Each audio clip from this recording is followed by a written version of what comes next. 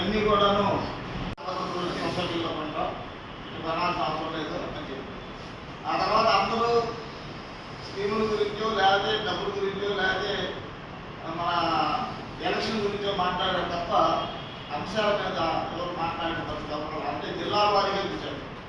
కాకినాడ నుంచి మొదలుగా మన 25,000 రూపాయలు స్కీమ్ అమలు జరపాలని సహకార సంఘాలు శిక్షిత రద్దు చేసి ఎన్నికలు జరపాలని.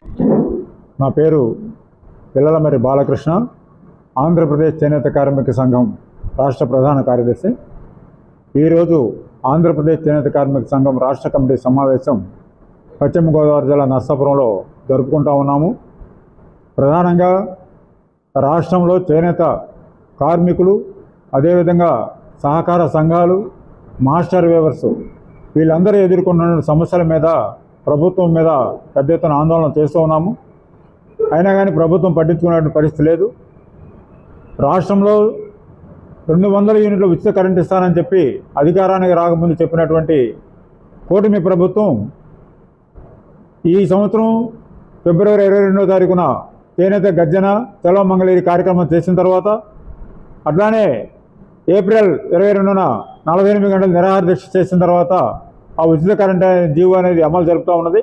అంతే తప్ప రాష్ట్రంలో చేనేత సహకార సంఘాలకు ఇవ్వాల్సినటువంటి 203 కోట్ల రూపాయల బకాయిలు ఇంతవరకు చెల్లించలేదు. అదేవిధంగా సహకార సంఘాల్లో పనిచేస్తున్న చేనేత కార్మికులకు ఇవ్వాల్సినటువంటి థ్రిఫ్ట్ ఫండ్ కింద 27 కోట్ల రూపాయలు కూడా ఇంతవరకు వాళ్ళకి అమలు జరపనటువంటి పరిస్థితి కనపడతా ఉన్నది. ఈ రోజున చేనేత సహకార సంఘాలు మొత్తం కూడా పని చూపించలేక చేనేత కార్మికులు పనులు లేక ఇతర వృత్తులకు మరలుతూ ఉన్నారు. ప్రధానంగా ఈ 203 కోట్ల రూపాయలు వెంటనే ఇవ్వాలి. ఇందులో కూడా ప్రభుత్వాన్ని వాళ్ళు డిమాండ్ చేయట్లేదు, సహకార సంఘాలకు ఇవ్వాల్సిన బకాయిలు మాత్రమే అడుగుతున్నారు. సహకార సంఘాలకి యారన్ సబ్సిడీ, పావలా వడ్డీ, రిబేట్ కింద ఇవ్వాల్సినటువంటి వాళ్ళ బాకీలు వాళ్ళకి ఇవ్వాలని డిమాండ్ చేస్తున్నారు. రాష్ట్ర ప్రభుత్వం పట్టించుకునే పరిస్థితి లేదు. అదేవిధంగా చేనేతలకు జీఎస్టీ పూర్తిగా రద్దు చేయాలని చెప్తా ఉంటే ఈ రోజున రీఎంబర్స్మెంట్ పేరుతో, అదేవిధంగా సహకార సంఘాలు 30 లక్షల రూపాయలు బిజినెస్ పైన చేస్తేనే ఆ రీఎంబర్స్మెంట్ అమలు జరుపుతామని చెప్పి కూడా మాట్లాడుతూ ఉన్నారు ప్రభుత్వం. ఇది సరైనది కాదని చెప్పి మేము చెప్తా ఉన్నాం. అందుకని 203 కోట్ల రూపాయలు వెంటనే రిలీజ్ చేయాలని, అదేవిధంగా చేనేత కార్మికులకు ఇవ్వాల్సినటువంటి థ్రిఫ్ట్ ఫండ్ బకాయిలు వెంటనే విడుదల చేయాలని, చేనేత కార్మికులకి 3 సెంట్ల స్థలంలో హౌస్ కమ్ వర్క్ షెడ్ పూర్తిగా నిర్మించి ఇవ్వాలని, చేనేత కార్మికులకు కనీస వేతన చట్టం ప్రస్తుత ధరలకు అనుగుణంగా చట్టం చేసి వాళ్ళకి అమలు జరపాలని, అదేవిధంగా ప్రభుత్వం ఈరోజు చెప్తా ఉంది టెక్స్టైల్ పార్కులు పెడతామని. అదేవిధంగా మంగళగిరిలో 10 ఎకరాలు 9 సెంట్ల స్థలం తీసుకున్నారు. ఇప్పుడు అందులో టెక్స్టైల్ పార్కులు పెడతా ఉన్నారు. మేము డిమాండ్ చేస్తాం, టెక్స్టైల్ పార్కులు కాదు చేనేత పార్కులు ఏర్పాటు చేయాలని. టెక్స్టైల్ పార్కులు అయితే మిల్ యజమానులకు రాయితీలు వస్తాయి, చేనేత పార్కులు అయితే చేనేత కార్మికులకు బంద్ దొరుకుతుంది. అదేవిధంగా రాష్ట్రంలో ప్రభుత్వ పాఠశాలలో చదివే బాలబాలికలకి 1 నుంచి 9 తరగతి చదివే బాలబాలికలకి చేనేత వస్త్రాలు ఇవ్వాలని చెప్పి రాజీవ్ గాంధీ గారు ప్రధానమంత్రి ఉన్నప్పుడు చట్టం చేశారు. కానీ ఈ రోజున రాష్ట్రంలో ఉన్నటువంటి పాలక వర్గాలు చేనేత వస్త్రాలు ఇవ్వకుండా పౌర్లూమ్ వస్త్రాలు ఇచ్చి హ్యాండ్లూమ్ వస్త్రాలు అని చెప్పి రికార్డులు తయారు చేసి కోట్ల రూపాయలు తింటా ఉన్నారు. ఇది సరైనది కాదు. ఇప్పటికైనా సరే చేనేత వస్త్రాలు ఇవ్వడం వాళ్ళకి అలవాటు చేస్తే చేనేత కార్మికులకు 360 రోజులు పని జరుగుతుంది. ఆ విధంగా చేనేత పరిశ్రమ ముందుకెళ్ళడానికి అవకాశం ఉంటుంది. కాబట్టి ఆ విధంగా చేయాల్సిన అవసరం ఉందని చెప్పి చెప్తా ఉన్నాం. అందుకని ప్రధానంగా 203 కోట్ల రూపాయలు రిలీజ్ చేయాలి.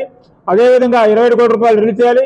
చేనేత కార్మికులకి 50 సంవత్సరాలకు పెన్షన్ గతంలో ఉండేది, ఇప్పుడు కొత్తగా 50 సంవత్సరాలు వచ్చినటువంటి వాళ్ళకి చేనేత వాళ్ళకి పెన్షన్ కూడా ఇవ్వట్లేదు.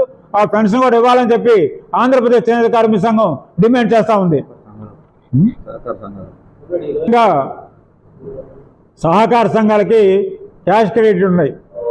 ఆ సీసీ బకాయిలు రద్దు చేయకపోతే సహకార సంఘాలు పనిచేసేటువంటి పరిస్థితి లేదు.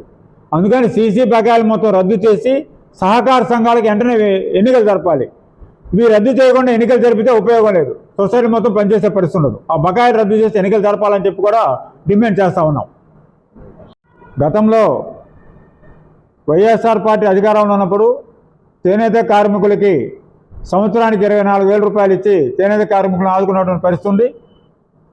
ఆనాడు ఇంట్లో సొంత మగ్గం ఉన్నటువంటి వాళ్ళకి మాత్రమే ఆ స్కీమ్ అమలు జరిపారు. బడ్జెట్లో నిధులు కూడా లేవు. ఆ రోజు 200 కోట్ల రూపాయలు కేటాయించారు. 81,700 మందికి 24,000 రూపాయలు ఇచ్చారు. ఆ 200 కోట్లలో 186 కోట్ల దాకా దానికి ఖర్చు పెట్టినటువంటి పరిస్థితి ఉంది. ఆనాడు మేము ప్రతి చేనేత కార్మికులకు ఇవ్వాలని చెప్పి ఆందోళన చేశాం మా సంఘంగా.